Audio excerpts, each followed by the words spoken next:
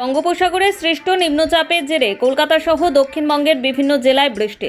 নিম্নচাপের বৃষ্টির জেরে দক্ষিণবঙ্গ সহ বীরভূমের বিভিন্ন জায়গায় দফায় দফায় বৃষ্টি হওয়ায় দামোদর, অজয় প্রভৃতি নদীতে জলস্রোত বেড়েছে।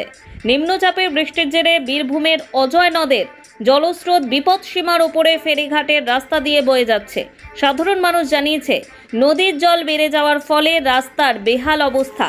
তাই তড়িঘড়ি প্রশাসন ও ফেরিঘাট কর্তৃপক্ষ তরফ থেকে সাধারণ মানুষদের কথা চিন্তা ভাবনা করে সম্পূর্ণরূপে সমস্ত যান চলাচল এবং যাতায়াত বন্ধ করে দেওয়া হয়। ফলে বীরভূমের সঙ্গে বর্ধমানের যোগাযোগ সম্পূর্ণরূপে বিচ্ছিন্ন হয়। তবে নদীর জল কমে গেলেই আবার পুনরায় এই রাস্তার মেরামতের কাজ শুরু হবে বলে স্থানীয় বাসিন্দারা জানান। উল্লেখ্য, বীরভূমের কয়েক হাজার মানুষের রুটি রুজির তাগিদে দৈনন্দিন এই রাস্তা দিয়েই যাতায়াত করে পশ্চিম বর্ধমানের দুর্গাপুর শিল্পনগরীতে। সাধারণ মানুষরা জানিয়েছে, এই ফেরিঘাটের রাস্তা বন্ধ হয়ে যাওয়ার ফলে খুবই চিন্তায় রয়েছেন তারা। এই ফেরিঘাট দিয়ে স্কুল ছাত্রছাত্রী, রোগী, শিক্ষক শিক্ষিকা এমনকি কর্মজীবী মানুষ দৈনন্দিন যাতায়াত করে। তবে সুখের কথা, এই অজয় নদের উপর স্থায়ী সেতুর প্রায় 90% নির্মাণ হয়ে গিয়েছে। শুধু চালু হওয়ার অপেক্ষায় দিন গুনছে সাধারণ মানুষ।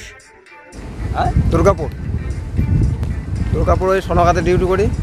আচ্ছা, তা আমাদের এখানে জয়দেব নদীর জল বেড়েছে, এর কারণে প্রশাসন যেতে দিচ্ছে না, বন্ধ করে রেখেছে। দেখি কত কী হোক, মানুষের যাতায়াতের খুবই অসুবিধা ভেঙে গেলে। আর কি বলবো, এইটুকুই। ওটাই ভাবছি কোন দিকে যাব, দেখি কি করে প্রশাসনের তরফ থেকে। যদি ব্রিজের দিকে চালু করে দেয় তাহলে ব্রিজ হয়ে যেতে হবে, যদি না হয় তাহলে এখানে দাঁড়িয়ে থাকতে হবে। কেমন লাগছে বলতে, জল তো বাড়বে, একদম সামনাসামনি হয়েই এসেছে।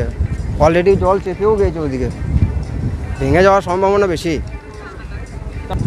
দেখলাম বলতে এইটুকু দেখলাম। আবার কি, আমাদের এমনিতেই অসুবিধা হচ্ছে, সব মানুষেরই অসুবিধা। কাজে আছে যারা যায় দুর্গাপুর ডিউটি ফিউটি করে, তাদের জন্য খুবই অসুবিধা ভেঙে গেলে। আমার নাম ধরম বাউরি, জনুবাজার।